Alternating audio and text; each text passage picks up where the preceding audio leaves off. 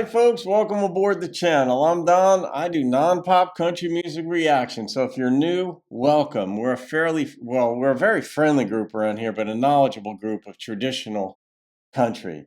And funRonni made a gift, and you saw the title. This is Ernest, Tubb, and Loretta Lynn. They did 4 albums of duets together, and funRonni, thank you for the gift and for introducing us or reintroducing folks who knew of Ernest and Loretta's history together musically, and the bio and documentaries of Ernest and his impact and his imprint on country music, the whole 9 yards. It's just been fascinating and fun. Oh, living up to your screen name, funRonni. But beautiful friends and their friendship. There we go. All right, let's see what this beautiful friendship is about. I've got some very, very dear friends of mine, male and female, that I just absolutely beautiful, beautiful human beings. And I was just going back and forth this morning with a number of them, just timing wise, and I just love them dearly. And they're such good friends, male and female. I'm just so fortunate. So we're going to see if this speaks to anything like that.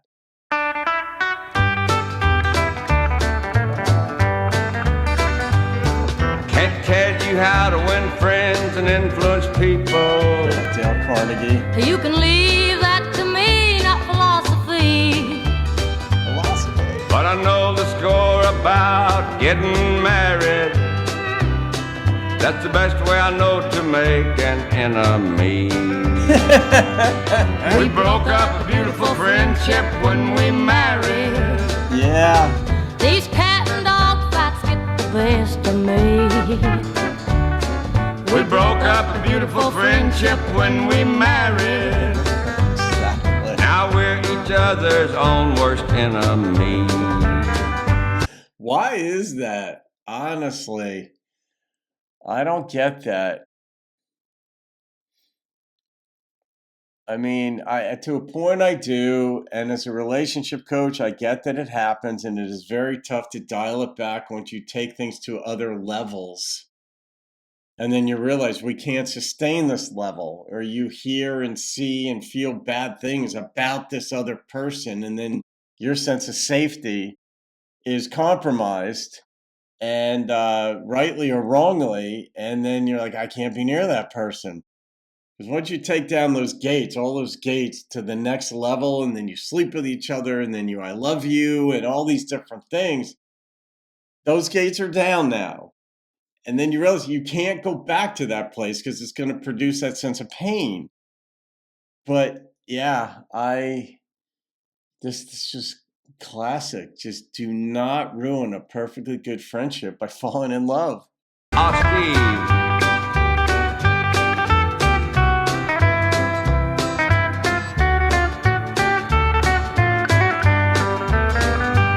Buddy. Just mentioning their names.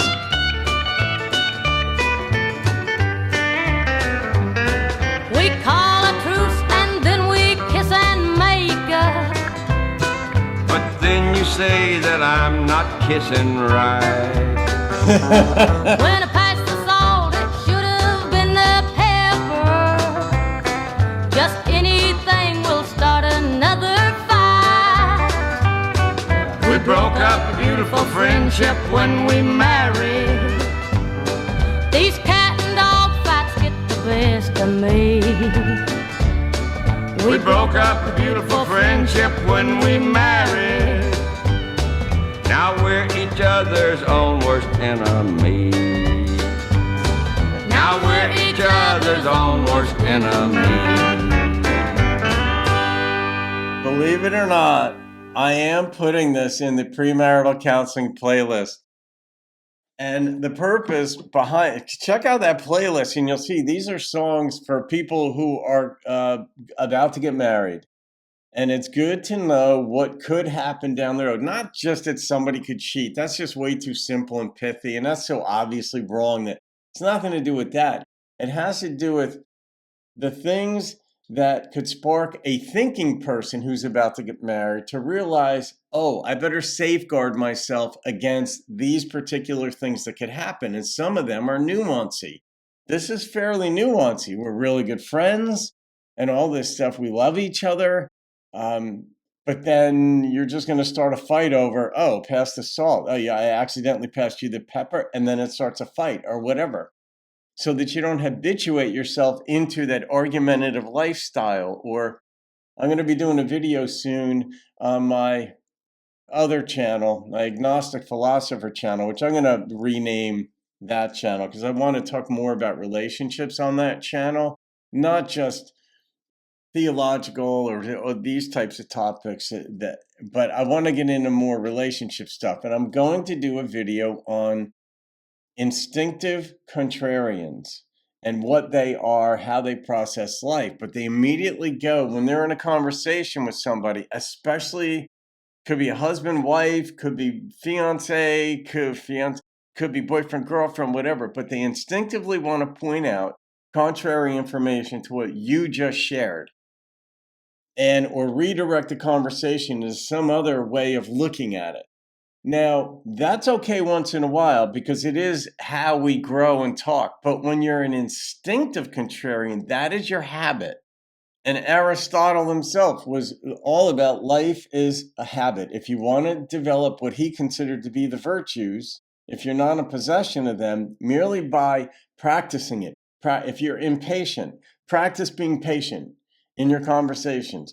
Just if you instinctively jump into conversation, just to pick an example, then wait 5 seconds before talking. Wait 10. Over time, you'll become a patient person. And if patience is a virtue, which many would argue it is, then suddenly, when it's second nature to you to be patient, you have acquired that virtue.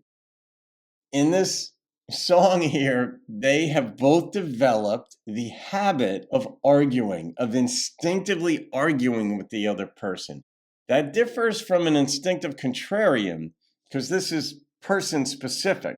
An instinctive contrarian tends to do that with everybody. It's just their mindset that when they hear some information, they want to show themselves as being smart, or they want to keep themselves without knowing it necessarily from getting too close to that other person. So they present, it could be a conversation about anything. It could be about NASCAR. It could be about furniture.